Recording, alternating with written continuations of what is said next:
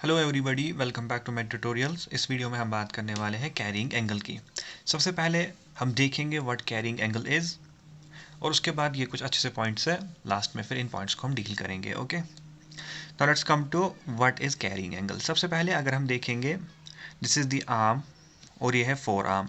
Arm में आती है ह्यूमेरस एंड जो फोर आर्म है, फोर आर्म में बोन आती है रेडियस एंड अल्ना। ओके, यहाँ पे आता है एल्बो जॉइंट। ओके, अब अगर हम यहाँ पे एक ट्रांसवर्स लाइन ड्रॉ करेंगे, जो ये transverse line basically transverse line ऐसे हॉरिजॉन्टल होती है, लेकिन जो यहाँ पे हम ट्रांसवर्स लाइन ड्रॉ करेंगे it's going to be oblique, ये थोड़ी सी ओब्लीक बनेगी। Okay, and it is directed medially. Okay, medially directed है ये।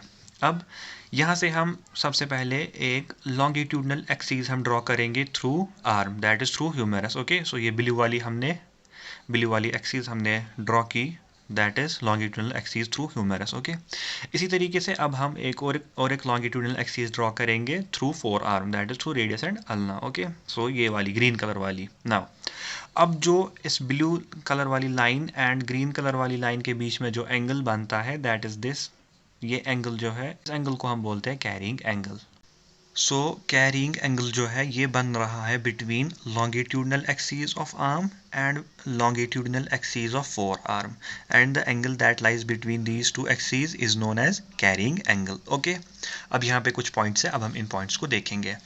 Carrying angle can be defined as the angle between the longitudinal axis of arm and forearm. Okay, the angle between longitudinal axis of arm and longitudinal axis of forearm, that is this angle. This is the carrying angle.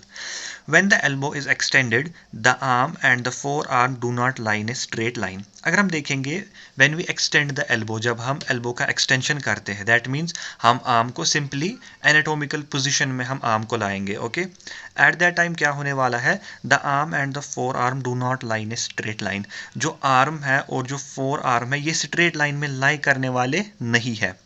rather the forearm is deviated slightly laterally. अगर हम anatomical position में देखेंगे, जो forearm है it is slightly deviated laterally. Okay, so during extension of elbow जो forearm है it is slightly deviated laterally. Okay, the carrying angle disappears during pronation and full flexion of elbow. जब हम pronate करते हैं forearm को, okay, at that time pronate means like this is pronation and this is spination, pronation. जब हम pronation करते हैं at that time जो carrying angle है it disappears, and during flexion of elbow जब हम elbow का flexion करते हैं at that time also जो carrying angle है it disappears. Okay, now carrying angle varies from 5 degree to 15 degrees. Okay, so 5 degree से लेकर 15 degree तक वैल्यू जाता है किसका, carrying angle का। This is the normal value, normal range. Okay, more pronounced in females. Carrying angle females में ज़्यादा होता है। The carrying angle is 10 to 15 degree in males. Males में जो carrying angle होता है it goes from 10 to 15 degrees. Okay, and in females average जो रहता है that is 13.6. Okay, carrying angle is greater in throwing athletes.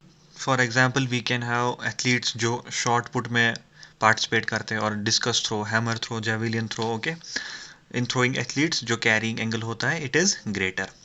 Carrying angle is greater in shorter persons compare to taller persons. Shorter persons में carrying angle will be greater, okay, as compare to taller persons. The shorter the forearm bone length is, the greater the carrying angle will be. Shorter the four arm length, greater will be the carrying angle. Okay, now let's see importance of carrying angle. This angle permits the forearms to clear the hips in swinging movements during walking and is important when carrying objects.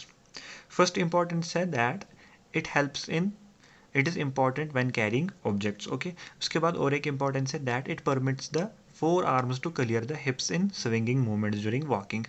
जब हम चल रहे होते हैं at that time जो arms है, अगर carrying angle नहीं होता, so there might be collision between hip and forearm. Okay, so because of carrying angle जो फोर आर्म एंड हिप है इसके बीच में कोलिजन नहीं होता है। This is because of carrying angle. Okay, useful in management in elbow displacement and fractures at the time of elbow displacement or elbow fractures. Okay, जो carrying angle है it can increase or it can decrease, abnormal बन सकता है, from normal it can vary. Okay, so at that time जो है carrying angle it is of utmost importance. There are two abnormalities which are related to carrying angle. First is cubitus valgus. Okay, that means any variation of the angle that is more than 15 degrees. अगर carrying angle more than 15 degrees जाता है, okay, that condition is known as cubitus valgus. And cubitus varus, that means any variation of the angle that is less than 5 degree. हमने यहाँ पे देखा that carrying angle varies from 5 to 15 degrees.